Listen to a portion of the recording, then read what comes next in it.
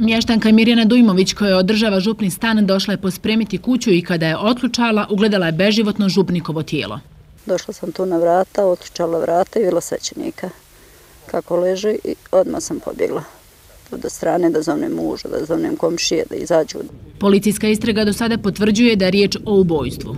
Izašli smo na lice mjesta odmah, dakle liječnik, sve druge službe potrebne i nakon prvih prikupljenih saznanja i do sada izvršnog uviđaja indicije su da je izvršeno teško ubojstvo.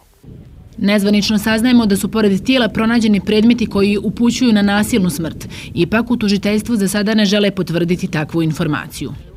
Ja sam izašao na lice mjesta zajedno sa patrolom policije. Izvršili smo uviđajne radnje, večeras je predviđena obdukcija, pa ćemo poslije obdukcije znati više.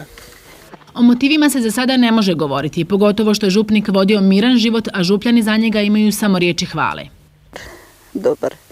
Dobar. Kako je tu sve mentalitet ljudi, on je bio dobar. Više o cijelom slučaju znaće se sutra nakon obdukcijskih nalaza.